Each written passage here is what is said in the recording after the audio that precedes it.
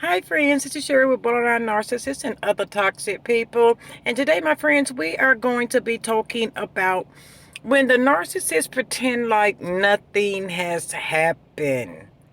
Oh, please stay tuned. If it's your first time joining us, please like, share, and subscribe. We love to have you, my friends. And if you're returning, thank you. We appreciate your support and your loyalty. My friends, I'm going to jump into this very quickly. I happen to be at work. That's why you see me in my car.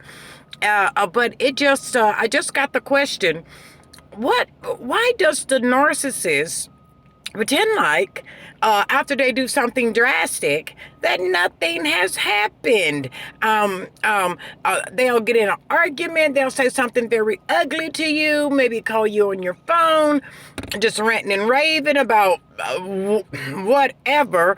Most of the time is gossip, or you didn't give them enough attention, or in their mind you have done you have done something in their mind to violate one of their standards and caused narcissistic injury to them, and they have lashed out, they have retaliated, and then they pretend like nothing has happened. And if you try to bring up that argument where they said something really ugly or called you an ugly name or devalued you or smeared your name with lies and things like that, then they'll see you one day and all of a sudden they'll say, well, hi, such and such, or call you up or say, I miss you. Can we do this? Can we get together for this? Oh, call me. Oh, I haven't heard from you in a while. Or, depending on the type of relationship that you have with the narcissist, and you're thinking, well, well, what about the silent treatment that you've been giving me for the last month?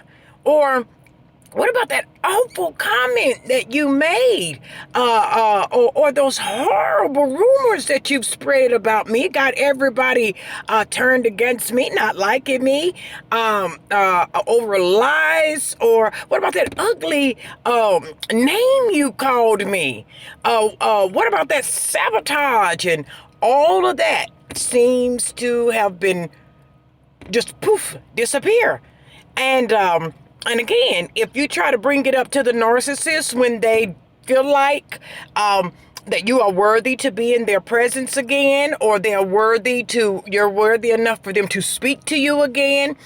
If you bring up that incident and say, hey, such and such, I really need closure on this, or I need some type of resolution. Can you tell me what happened? Can you tell me why the fireworks? Why such a vicious attack? Or why did you all of a sudden just disappear for a month and then shazam, you're back? What happened? If you try to bring that up, they will call you petty. They will ask you, why are you trying to get an argument started? They would say, oh, you got to let the past go. They will turn it around on you. They will tell you, well, that's not what happened. I just needed to, say, for instance, they disappeared or something. Oh, I would just need to clear my head. Or if they got ugly rumors started, they will say something to the effect, I didn't do that. I heard that about you, but not the one who did this, that, and the other. I don't know what you're talking about. And why are you trying to get something started? I'm trying to be nice to you here. I'm trying to make this work. And you're over here being a negative Nancy.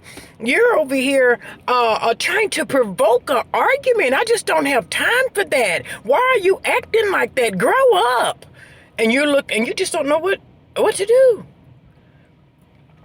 They do that as a form of manipulation to get you to conform to whatever it is that they wanted you to do in the first place and you didn't do, or they want to conform. Let's say, for instance, you said something that they thought was offensive and you don't know you've offended that person. They want to let you know, don't do that again. Or if you speak out of turn, Oh, don't you? No, you can't have that type of relationship with me. You have to do what I say on my terms, because my terms are the only ones that matter.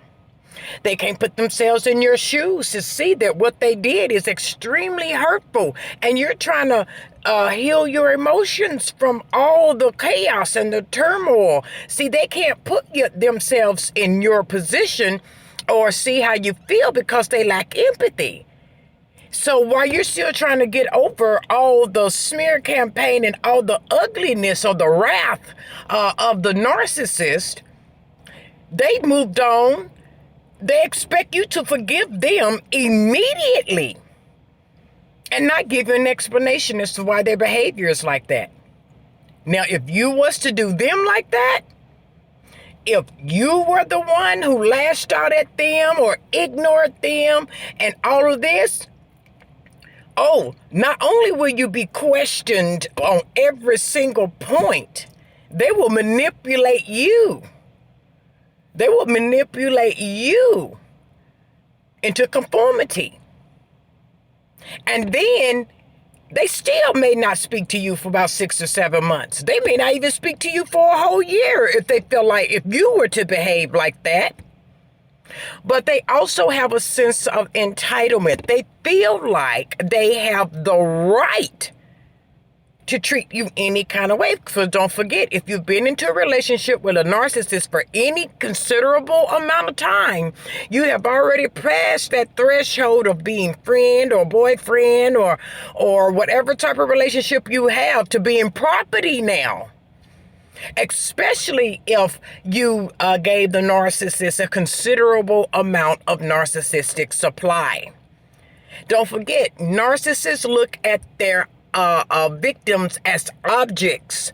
They never once looked at you as an equal. They never had the thoughts that you had in your mind about a flourishing relationship. They're incapable of that. And I know a lot of people have a hard time dealing with that because that's just not how humanity works. But you're dealing with a narcissist. And it took a while for them to get that way. So, yes, they'll pretend like they don't know what you're talking about. Yes, they will accuse you of being a negative Nancy and acting ugly if you do not immediately forgive them. If even if you try to keep your distance from them, they will still call you out on it. Even though they are the ones who committed the offense, they'll have everybody thinking that you did the offense. I've even had a couple times where people call me evil because I went no contact with the narcissist who emotionally and mentally abused me. They are that good to where they can have the wrong person thinking the wrong thing. They are the culprit, but they are so good at what they do. Then they'll have everybody else believing that you're the culprit. And their story sounds good and plausible.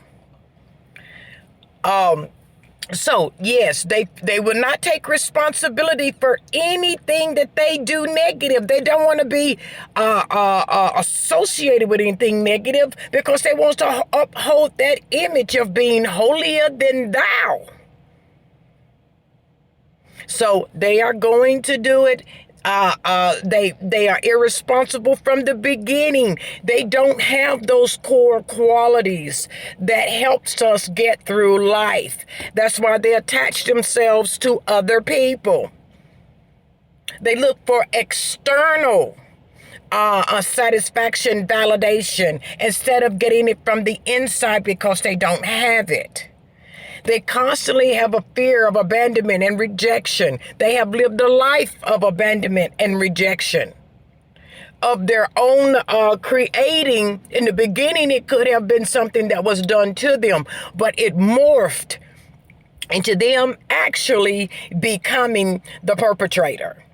And they have sharpened their skills to the utmost perfection.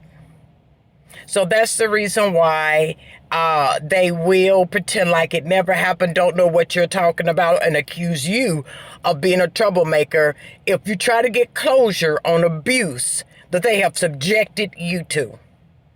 Well, my friends, I hope that answered your question. This is Sherry, a borderline narcissist and other toxic people. Please keep your questions coming. Keep your comments coming. I love to get them. And I will see you guys next week. Bye.